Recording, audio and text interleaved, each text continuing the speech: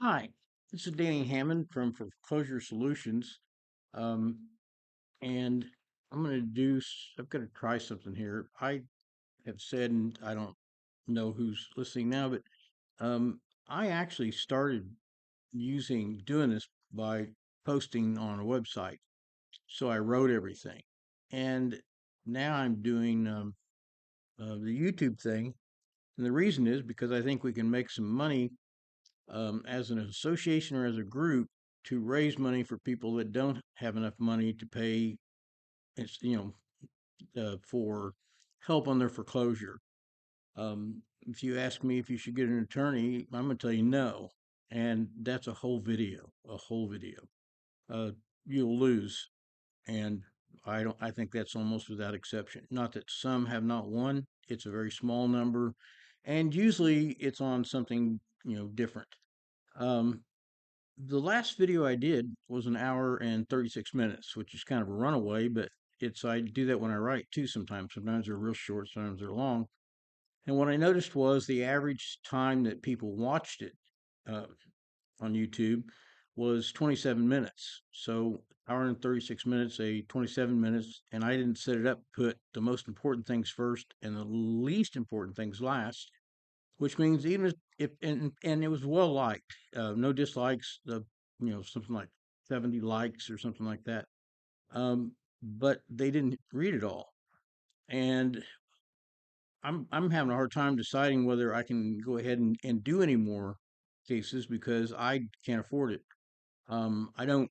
I've never charged what an attorney would charge, and there's a lot of times I didn't charge anywhere near what I could have because I think one of the reasons I do this is because I have an unfair advantage. I was doing real estate, buying and selling real estate, but before I was 20 years old. So I've been doing it a really long time. I'm a real estate broker. I'm a mortgage broker. I'm a retired mortgage broker because I was a mortgage broker from 2004 to 2012. And in 2012, there was no one to send things to. And while I'm doing that, I said mortgage. I'm a mortgage broker. And I don't say that anymore because it's wrong. Um, and that's what I'm going to do right now. I'm going to do four really short videos that are related to the long one. And so I'm going to take one subject at a time and try to spend just a very few minutes. And then I'm going to stop and then just do the next one, the next one, the next one. So it'll be like a series for you. But the first one is going to be well, let's just do that. The thing that I find right now is that everyone thinks because I started winning that I'm doing something new and different, and it's really hard for them to take that in. And what is happening, and what's been happening, what happened to me and happened to the guys that started around 2010 to 12, like I did, was that we spent our time. You're when you're in a foreclosure situation, you're nervous, scared. You've got a awful lot riding. You got a family, then that makes it even worse. And so when a judge, and you're going to find that I'm going to tell you that you- I've never seen a judge um, do a case right. They don't do what's their burden, and they let us take on the burden of someone else. And that's been the big problem. You're trying so hard to find that one silver bullet, that one statute, that one something, that same thing you hadn't found, so you can prove to the judge that you're being defrauded. You've got a fraudulent foreclosure going on. Well, yes, you do. You have a fraudulent foreclosure coming on, but it's more because the judge is not enforcing the law. For a long time, even when I accepted that, I believe the judges simply just didn't know the law. Why would you expect them to know it? They went to college years ago, then went to law school. In law school, they took 3 hours total of real estate, and they didn't pay any attention. And if it's a state judge, in most states, they're elected like a prom queen. So why would you think they would know anything about this? However, that's not what it is. It's more than that. They're taking the other side for a reason. And let's not get into it now, but you know, I I think it's incredible if it's wrongdoing. However, well, I'm going to say it is wrongdoing. But how could it be in every county in every state? I worked in something like over 30 states, and the deal's always the same. And you've got two kind of states. You've got non-judicial foreclosure and you've got judicial foreclosure. Um, and it's still the same. They're different and they're very puzzling. I mean, they're very hard on people to try to non-judicial foreclosure. It's all backwards. They make us sue to get our house back after the foreclosing party foreclosed on the house and the judge gave the house to the wrong person and you have to leave, you're evicted, but you still have a right. And this is why Missouri said it's constitutional, is you have a right to sue to get your house back. Well, if you think your way through that, that's not what the framers, they never would have done that. That's not logical. That it's constitutional because they can take your house without showing it to a judge, without demonstrating they had any right to do anything, and they've got your house and you've got that takes, and then eviction takes say 30 to 45 days. I can keep people in longer than that, but most people couldn't do that. And so you got 45 days and then you sue to get your house back, and it lasts 3 years and the judge is about to screw you over anyway. And if you get an attorney, they're going to screw you over too. And the attorneys on the other side, they're going to screw you over. And the foreclosing party is. And then we got a whole bunch of characters that probably aren't real in each of the cases. So it's nothing like you think. You're working too hard. What all I've done is I'm doing what the framers of the Constitution wrote specifically. I'm I'm just doing the remedy they said to do, because they didn't want a litigious society. They didn't want people taking cases to court unless they'd already proven they had a right to go to court. And so that's the law. And then even when I took that up and I did it, and people believed me and they wanted to know more about it, and they would talk to me, and I'm talking pretty smart guys, and then they would still, what they would do is try to do that and protect themselves by trying to find the silver bullet law. You can't combine the two. There's a reason. It's because in what the framers wanted to do is called cases and controversies, and it's the doctrine of cases and controversy from the Constitution, and it's based on the constitutional, irreducible minimum requirement of standing. Standing is what you have to do, or what you have to have and do. It's what you have to have in order to take a borrower to court to to collect your money. There's no such thing as the right to foreclose. Foreclosing is just an act of collection. It's a collection act. So what they have to have is the right to collect, and the only way they have a right to collect is if they gave you money and you took it and you promised to pay it back, and then you didn't. And so for everyone in civil law, and civil law is almost all law in the country except for criminal and family, and you don't need to remember that. So in civil law, it's contracts. And and so you're dealing with contracts. Your contract is the promissory note. Promissory note is your promise to pay back money that someone gave you to buy a house. And when you got the money, you bought the house, and now the money's gone. So the lender, and this is back when everybody was doing the right thing and not telling lies and cheating and pulling off the biggest Ponzi scheme in the history of the world, or actually probably in the universe.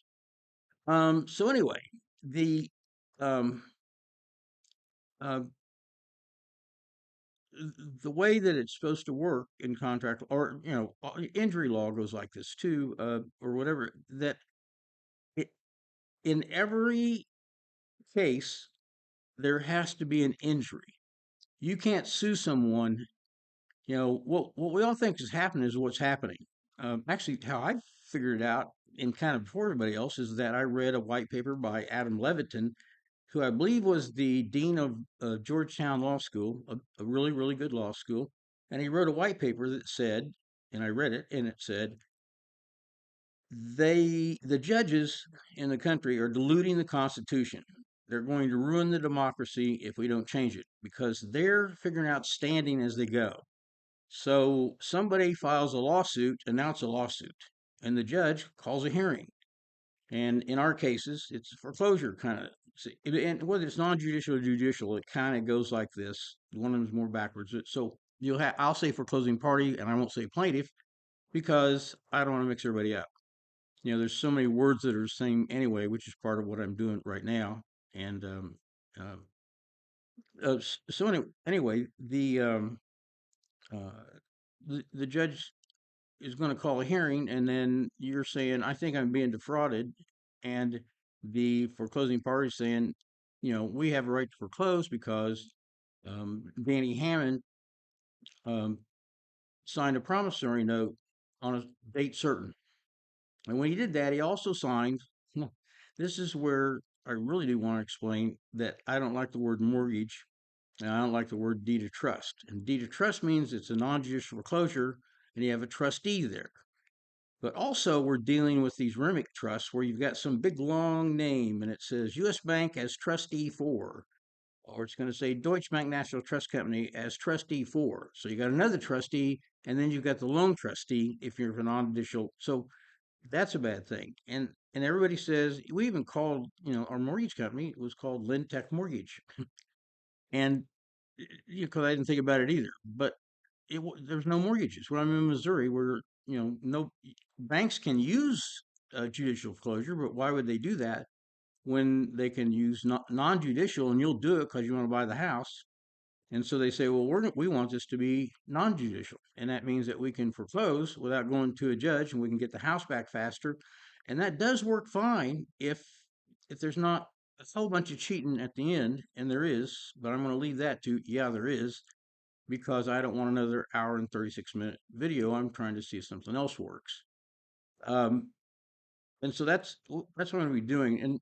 And part of that is because I think that we can raise money to help everybody, and I no longer can afford to do any cases. I mean, I've got actually several different ways I can do it, but there's a large percentage of the people that write to me, not, and it isn't the largest, but it's not a whole lot under 50%, that simply have no money left because some attorney charged them 1,700 a month for 2 years, which is the plan to wear you out, to make you sad, to run you out of money, to run you out of ideas, to run you out of stamina, confidence, um, and believe me, getting foreclosed and moved out of your house is the worst thing that could happen.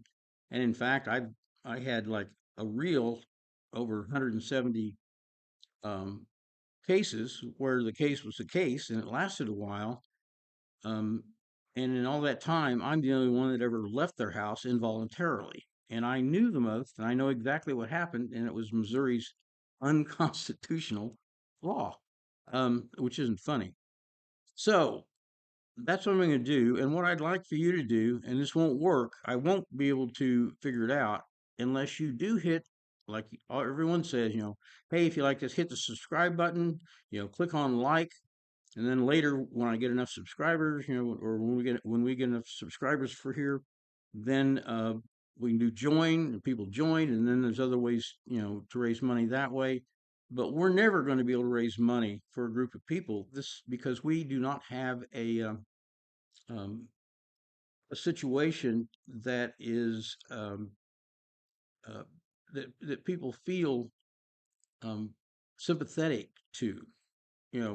Especially early on, I would never try to do a jury trial at the beginning in the 2010, 15 to 15 time, because people that have not been illegally foreclosed, and all of ours are illegal. That doesn't mean I think you don't owe any money. You owe somebody, but it's never going to be, no matter who you are, no matter how many of you are, no matter how many of you call me, your named person on your lender on your note, and you don't see the note, they don't present the note, you haven't seen it. You may have a copy that was given to you at closing. It may have your name on it, might have a signature. My guess is it doesn't have a signature, but I do see that. The main thing is you're not going to see the original note. That's even possible because every one of our deals is in the mortgage-backed security scheme, and it is a scheme. It's a con game. It's a Ponzi scheme. Um, and th- there's no way for them to produce a note because when you closed, your note went into a mortgage-backed security with 10,000 others or 20,000 others or 12,000 others or something. And then they got stock investors to buy it like stock. And then they took them all the names and all the things and they shuffled them around and hadn't made another one and sold them illegally again. So they've been paid on your house many times. And people say that, well, I have mortgage insurance. I know I paid it off. And you don't, even when you know it, you can't use it. And you can't use it because you don't understand it. Because you can't. My big problems at the beginning, where I understood real estate as well as anyone I know, I didn't understand crime. Crime never occurred to me to be like a great thing to add to your business because of the fact that you might be in jail for a long time. That didn't appeal to me. So anyway, I'm going to cut this off, and I do I do need to do the subscribe. And the reason I say that is that almost everyone I talk to, and some of them are the guys that have had YouTube channels really blow up. I mean, go good. And one thing that everybody says is that of the people that are watching your video, only about 2% hit subscribe. But it takes subscribe to make money off of ads, and ads mean that's money that we can use to take to court to help several people at a time. Um, and so, what if we got 100%? There's 20 to 30 million um, bad foreclosures. That's guesses. No one could possibly know, but that's what I've heard the most. And so we've got a pretty good group. We don't need the sympathy of people that don't understand what's happening to us. What we need is to all be working on the same thing. So really, click on subscribe. If you watch my videos and you like them, if you, well, I guess don't do this at all if you don't like me or what I say. But by that same token, you probably won't watch it again anyway. So it doesn't matter what I just said. So hit subscribe, hit like, and we'll talk about it more as I learn how to do it. And I've got to learn how to do the fancy things. I can make this go, but I haven't had time to do anything. I spent 6 months winning 11 cases, and I've got two more that I'll win.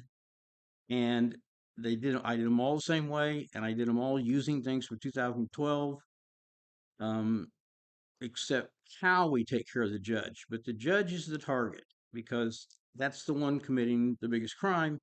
And if we turn the whole thing around, that's who's going to be in the most danger. So he's comfortable right now. In your case, in my case, the judge is comfortable because he's got a job.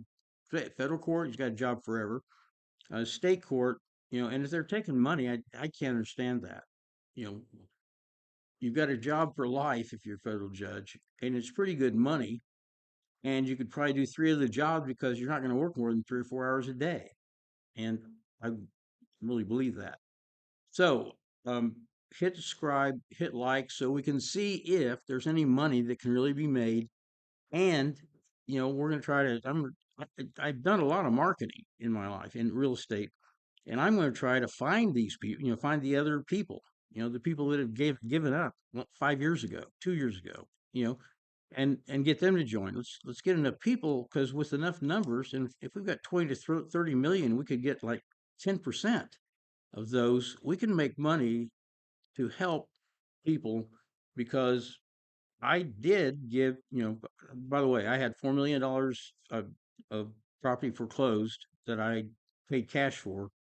How did I get foreclosed? It was Fannie Mae, the government, and they told me that even if we did it, I'm paraphrasing, but it was kind of like this. Even if we did it, you can't do anything about it because you can't sue us because they're part of the government, that's kind of true. You can't sue in a state, the government. You can't sue a, a, um, uh, a federal, well, wait, you can't sue a state government. You can't sue a county. I don't know if you can sue a county or not. I can't think that that's right. Or anyway, or you can't sue the federal government. However, you can sue any individual that did something wrong in the state government. So I have learned to do that. Is that somebody's you can sue an individual in the state of Missouri will help them out of it. by making sure you get what you want. They know they can't do anything with you, but if you're helping somebody, or if they're, I'd do it myself. Anyway, that's a whole different thing. I'm going to say goodbye, and I don't have anybody, like I don't have an editor or a key grip or any of those names that we see at the end of the or executive producer. So, and then I'm going to do another one, and I didn't call this one anything, but I'll call it something. And next, we're going to start. I'm going to start talking about things that people are telling me and they're wrong, but I understand why they think it. But what it does is that's one of the things that keeps me from taking on more clients is I have to explain things too much. Um, and because this is hard, and I know this real well. But if I had a Lamborghini and the engine was making a noise, I took to the Lamborghini mechanic. No matter what he said, I wouldn't understand it. So I'm not saying that you can't understand anything. I'm saying most people don't deal with a home loan document closing more than 1 to 3 times in their lives. And I've seen hundreds of them. So um, what I want to do is explain the things that are going wrong, and I know they are, and try to get you off of the things that you don't even have the burden to do. By burden, I mean the legal. It's your burden, and it is not your burden, by the way, to prove they're committing fraud. Your burden. We're going to talk about that next. We're going to talk about your burden, and then we'll go through some of the things that I'm seeing that they're doing today. And I took 3 years off, just because exhaustion. You know, And it was during that period I decided to start doing things, trying the things that I knew would work, but I couldn't make myself do it because it was too odd sounding, which I know that's going to bother you. All right. There'll be another one. Thank you for watching this. Please hit subscribe. It doesn't cost any money, and I can't see it. I can't see who's subscribed, or at least I can't yet. If you can, I don't know that. All right. Thank you.